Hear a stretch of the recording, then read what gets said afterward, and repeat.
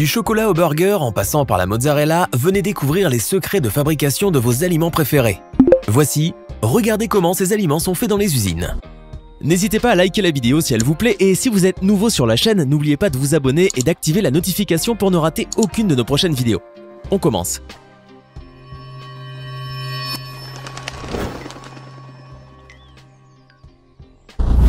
Chewing-gum ou gomme à mâcher, quel que soit son nom, la fabrication est la même pour ce produit que nous consommons presque tous. Vous venez d'en tirer un de votre poche et vous regardez de près la composition. Vous n'y comprenez pas grand-chose, n'est-ce pas? Votre curiosité vous pousse à vouloir en savoir plus. Pourquoi pas? Vous voulez connaître les étapes de fabrication de votre chewing-gum? Allez, embarquez avec nous dans cette usine pour le découvrir. Tout commence par la gomme de base qui est préparée en mélangeant quelques composants, alimentaires bien sûr, dans un grand pétrin, jusqu'à ce que la température atteigne environ 98 degrés Celsius. On y ajoute ensuite d'autres ingrédients comme le sucre, les arômes et les colorants, etc. Après que tous ces ingrédients soient bien mélangés, la pâte obtenue passe à travers une machine extrudeuse pour en sortir sous forme de bandes plus ou moins épaisses. Ces bandes passent ensuite par un laminoir où elles seront aplaties et découpées sous forme de tablettes ou de noyaux dragéifiés avant d'être conditionnées. Et voilà, vous venez de tout découvrir sur les secrets de fabrication du chewing-gum. Vous vous imaginez en train de mâcher tout le contenu de ce pétrin? Drôle de sensation au niveau de la mâchoire, n'est-ce pas? Balayez toutes ces idées de votre tête, vous êtes plutôt soulagé d'apprendre que le chewing-gum est bien alimentaire. Décidément, avec tout ce que vous avez appris à propos du chewing-gum, vous n'aurez plus peur de mâchouiller un petit bout de temps en temps. S'il y a une autre confiserie dont vous ignorez probablement les secrets de fabrication, c'est bien le chocolat. Installez-vous alors, je suis sûr que vous mourrez d'envie de savoir d'où viennent toutes ces tablettes et tous ces bonbons de chocolat fourrés dont vous raffolez. Vous serez quand même un peu surpris d'apprendre que pour arriver jusqu'à chez vous, le chocolat a vécu une longue aventure, qui a débuté à partir d'un arbre, le cacaoyer. Eh oui, vous voilà bien intéressé de connaître les étapes suivantes, n'est-ce pas? Eh bien, les cabosses, qui sont les fruits du cacaoyer, et qui contiennent les fèves de cacao, sont cueillies et récoltées, puis fendues pour en extraire les fèves.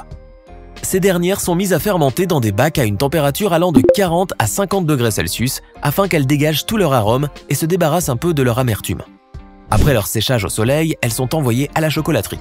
C'est là qu'elles seront torréfiées, puis broyées et enfin mélangées à d'autres ingrédients comme le sucre, la poudre de lait et autres composants dans des cuves appelées conches. L'étape du conchage sera suivie du tempérage qui confère au chocolat sa brillance, son aspect et sa texture. Il ne reste ensuite qu'à mettre le chocolat dans des moules et à le refroidir.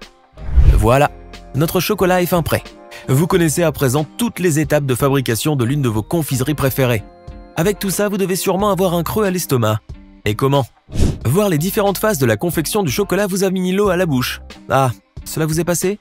Vous venez de sortir votre tablette de votre tiroir. Vous croquez dedans, tout en ayant la sensation d'être devenu un vrai expert en chocolat. Blanche, à pâte filée, et elle nous vient d'Italie. Vous l'avez certainement reconnue, c'est la mozzarella bien sûr. Aujourd'hui, je vais vous emmener dans une fromagerie italienne, où vous allez vous-même la fabriquer. Mettez votre tenue de travail. Parfait, prenez le lait et ajoutez-y la présure, un type de coagulant nécessaire pour la fabrication du fromage qui fera cailler votre lait. Et voilà la grande surprise, le lait se transforme sous vos yeux et devient solide. Une fois que le lait caillé devient homogène, vous le découpez en petites bandes que vous mettez dans des bacs au contact de l'eau très chaude afin de faire fondre toute la masse. Vous prenez ensuite cette masse et vous la soulevez, puis vous l'étirez plusieurs fois. Ça y est, vous venez d'obtenir une belle pâte filée que vous façonnez en boule à l'aide de 2 doigts. Ouf, cela vous a quand même bien fatigué de faire travailler vos muscles. Ce n'est pas bien grave, vous oubliez rapidement votre fatigue en voyant ces belles boules blanches qu'il faut maintenant plonger dans de l'eau froide pour les rendre plus fermes. Et c'est tout, vous voilà devenu un vrai maître fromager.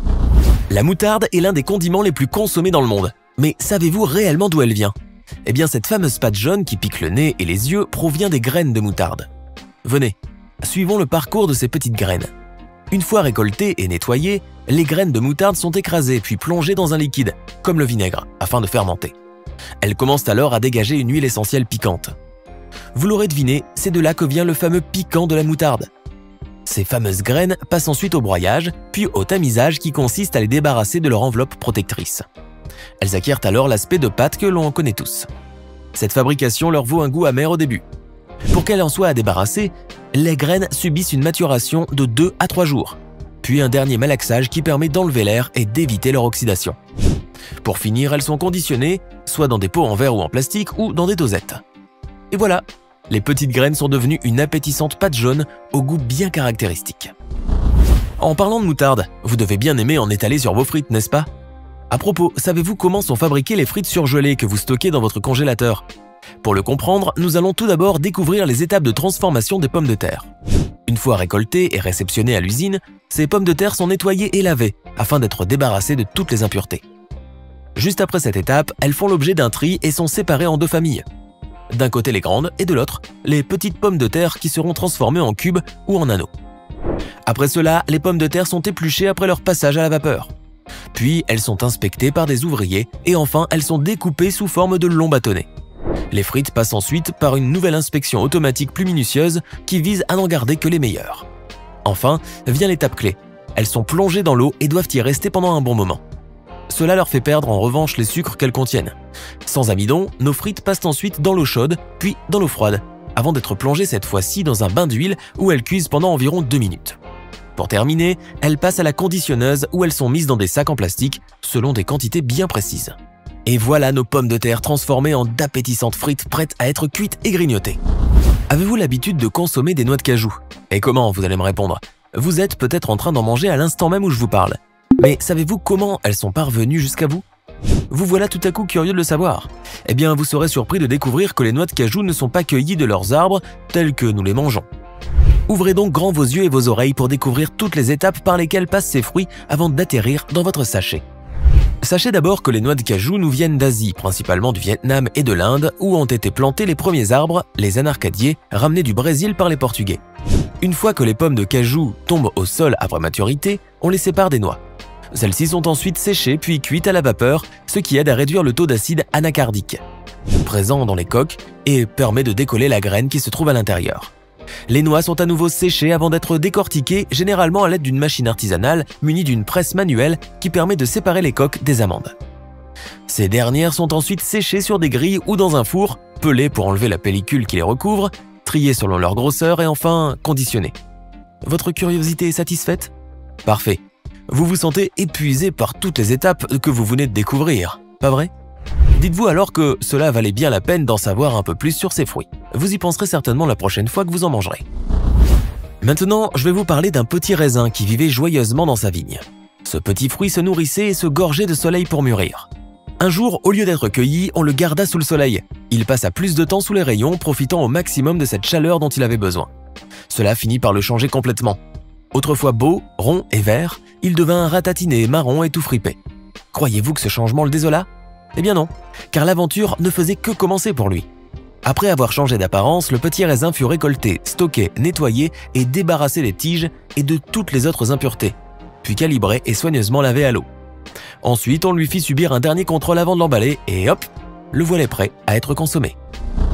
Vous aimez cette vidéo? N'oubliez pas de mettre un pouce bleu, de vous abonner à la chaîne et d'activer la cloche pour recevoir toutes les notifications et ne rien rater de nos prochaines publications. On continue. Vous voilà prêt à savourer un bon poulet rôti, mais vous aimeriez bien savoir quel chemin a-t-il parcouru avant d'arriver sur votre table? Une question à laquelle il faut une réponse. Vous vous creusez les méninges mais vous n'arrivez pas à le deviner. Alors regardez, toutes ces machines qui n'arrêtent pas et ces poulets qui défilent à par centaines. Vous reposez alors votre cuisse et vous entamez une petite visite virtuelle dans cette usine de découpe de poulet, comme si vous y étiez. Ces poulets passent par un processus qui comprend pas mal d'étapes. Une fois abattus, plumés et bien entendu éviscérés, les poulets font l'objet d'un contrôle qui consiste à repérer ceux qui présentent des défauts, comme des bleus, des ailes brisées ou des déchirures au niveau de la peau, etc. Ensuite vient la découpe s'ils ne sont pas destinés à être vendus entiers. Et tout au long de ce processus, ils sont soumis à un traitement qui permet de tuer les bactéries tout en préservant la qualité de leur chair. Il ne restera plus qu'à les conditionner. Vous venez d'obtenir la réponse à votre question. Vous avez le tournis après avoir vu ce si long processus. Ce que vous avez appris sur cette bonne cuisse que vous dégustez n'a fait qu'ouvrir votre appétit encore plus. Vous aimez les burgers? Pendant que vous êtes même en ce moment en train d'en savourer un, je vais vous raconter comment on fabrique la viande qui se trouve dans votre sandwich. Tiens, vous venez de le poser pour regarder. Parfait, alors commençons. Vous ne vous doutiez pas qu'un jour, vous alliez découvrir le secret de ces burgers que l'on dit bourrés de conservateurs et autres additifs, non? Concentrez-vous pour voir comment sont fabriqués les burgers dans cette unité qui fournit l'une des plus grandes chaînes de fast-food dans le monde. Comme vous pouvez le voir, la viande est désossée puis hachée. Ensuite, elle est séparée mécaniquement du moindre petit fragment d'os. Après son contrôle, cette viande est façonnée en burger et mise à une température de -18 °C. Les burgers sont ensuite emballés, puis passent par un détecteur de métaux, afin de s'assurer qu'ils ne comportent aucun corps étranger. En effet, la fabrication de ces burgers se déroule selon des règles d'hygiène très strictes. Et pour vérifier leur goût et leur texture, ils sont également soumis à des tests de dégustation. De même, leur teneur en matière grasse est vérifiée.